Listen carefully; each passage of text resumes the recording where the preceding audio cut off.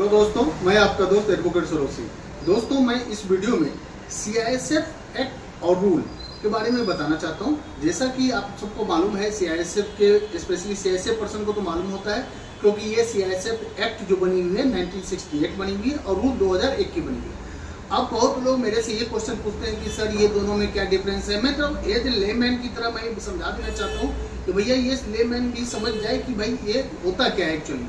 जैसा कि आपको मालूम होगा, रूल और एक्ट, रूल जो होता है ना, एक तरह से आप समझ लो क्या कि एक्ट के बारे में पहले मैं बता देना चाहता हूँ। एक्ट जो होती है, जैसे 1968 एक्ट बनी हुई है, तो ये एक्ट किसके थ्रू पास हुआ है? पार्लियामेंट के थ्रू पास होता है। जैसे कि आपको मालूम होगा, कोई भी अगर कानून पास होता है तो उसको क्या बोलते हैं? एक्ट बन जाता है, वो कानून बन जाता है। ये पास होता है पार्लियामेंट में, चाहे लोकसभा राज्यसभा के मेंबर मिलके वोटिंग होती है, 2/3 मेजोरिटी आई तो वो नया बिल पास हो जाता है। जब बिल पास हो जाती है तो एक्ट बन जाती है, कानून बन जाती है। दैट मीन्स एक्ट जो 1968 है वो पार्लियामेंट के थ्रू अप्रूव हो गया, पास हो गया, इसके बाद ये एक्ट बन गया। लेकिन रूल आप ये समझिए, एक्ट एक फादर है, पेरेंट्स है, और रूल जो होती है ना वो उसके बच्चे हैं। एज ए एक्ट जो होता है वो एक तरह से प्रिंसिपल लॉ है। ये आप समझिए कि जो एक्ट का है वो सब्सटेंटिव लॉ माना जाता है, और रूल जो हो जाता है वो एक तरह से प्रोसीजर लॉ है। एक्ट और रूल दोनों का आप डिफरेंस को अच्छे से अगर समझ गए तो आपको कोई कंफ्यूजन नहीं आएगा। क्योंकि आप देखिए कि एक्ट रूल जो बनती है उसमें गवर्नमेंट अपने टाइम टू टाइम अपने हिसाब से चेंज कर सकता है। जैसे आप CISF एक्ट 1968 पढ़ेंगे तो उसमें सेक्शन 22 पढ़ेंगे। सेक्शन 22 में क्लियरली लिखा हुआ है, government having the power to make a rule.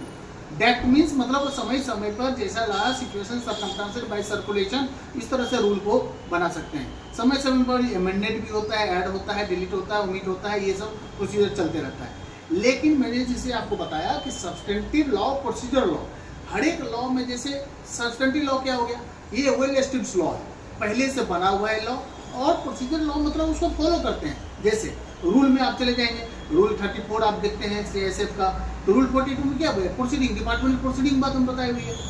36 rule पढ़ते हैं, इसमें मेजर पनिशमेंट की बात हुई है। 37 पढ़ते हैं, माइनर पनिशमेंट की बात की गई है।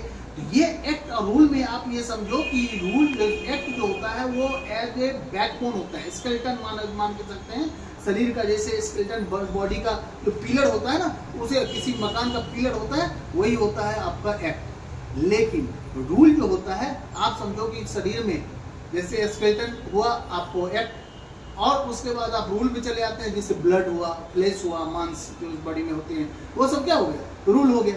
तो दैट मीन्स कभी भी एक्ट को ओवर रूल नहीं करेगा रूल। कभी एक्ट जो होती है वेल एस्टेब्लिश्ड लॉ है। प्रोसीजर लॉ सिर्फ प्रोसीजर को बताता है कि भाई प्रोसीजर कैसे करेंगे, लेकिन एक्ट मेन होता है, एक्ट उसको ओवर रूल कभी नहीं करेगा। जैसे स्टेट ऑफ यूपी वर्सेज एक जजमेंट भी था, बालकृष्ण बालू का जजमेंट था, state of UP 1968 supreme court का था।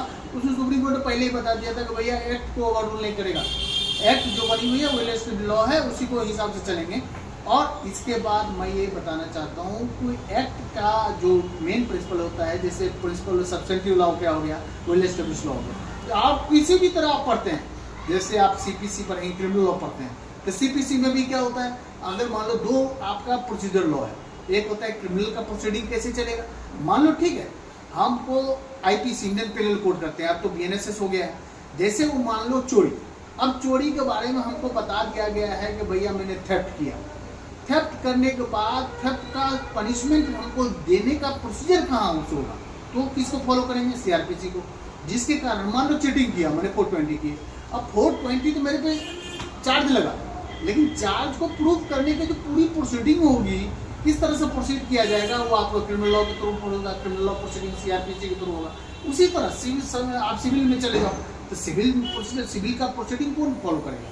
मान लो सिविल में बहुत सारे लॉ बने हुए हैं, क्रिमिनल लॉ को छोड़ के जितने भी लॉ हैं, सिविल लॉ में क्रिमिनल लॉ तो 3 ही आते हैं, या तो आप IPC आए, इंडियन पेनल कोड आए आपको, और उसके बाद जितने भी माइनर एक्ट हो गए क्रिमिनल में वो आते हैं। बाकी तो आपको सब्सिडी लॉ ही आ जाता है। चाहे आपको मान के चलो IPC इंडियन पेनल कोड हो गया, एविडेंस लॉ भी हो गया, साक्ष्य अधिनियम में दोनों का बात चलता है उसमें, ट्रांसफर ऑफ प्रॉपर्टी एक्ट हो गया, जितने भी एक्ट बने हुए हैं वो आपको एक तरह से सब्सिडी लॉ में आते हैं, एक्सेप्ट तो ही प्रोसीजर लॉ में आता है, CPC, CRPC, उसी का प्रोसीजर को चलता है। और सीआईएसएफ का जो होता है ये एक्ट का रूल, जैसे मैंने आपको डिफरेंस बताया, इसमें एक्ट में पूरा प्रोसीडिंग को बताया है कि आपको पनिशमेंट होगा, कैसे होगा। अगर मान लो पनिशमेंट होती है तो उसका जो प्रोसीडिंग करने, डिपार्टमेंटल प्रोसीडिंग कैसे होगी, डिपार्टमेंट 34 में बताया हुआ है रूल में डिपार्टमेंटल प्रोसीडिंग।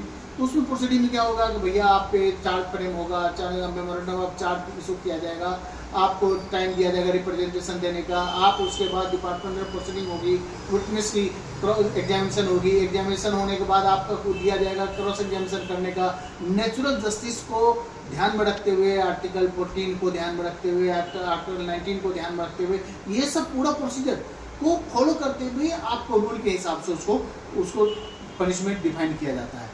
इसलिए मैं बोला हूँ तो दोस्तों, अब जो है मैं ये नया सीरीज सीआईएसएफ के लिए स्पेशली मैं वैसे सीआईएसएफ, बीएसएफ, सीआरपीएफ, आईटीबीपी सबके बारे में, कोई भी आर्म फोर्स के लिए कोई भी, मैं हर एक एक्ट का रूल के बारे में पूरे एक्ट को डिफाइन कर दूंगा और कानून के बारे में पूरी बारीकी समझा दूंगा, जिससे क्या होगा कि जो हैं बंदे उनको एटलीस्ट कानून पता होना चाहिए कि भैया कानून क्या है और उसका प्रोसीजर क्या होना चाहिए और कैसे आपको रिलीफ मिल सकता है। दूसरी बात कि मैं जितने भी आर्म फोर्स के हैं, आईटीबीपी के हैं, बीएसएफ के, सीआरपीएफ के, सबके एक्ट और रूल जितने भी हैं सबको मैं डिफाइन करके मुझे ये लगता है कि सबको मालूम होना चाहिए, जिसके कारण वो बेहतर ढंग से अपने राइट को, अपने कानून को समझ पाएंगे और उसके लिए वो आगे बढ़ पाएंगे। Thank you. जय हिंद, जय भारत।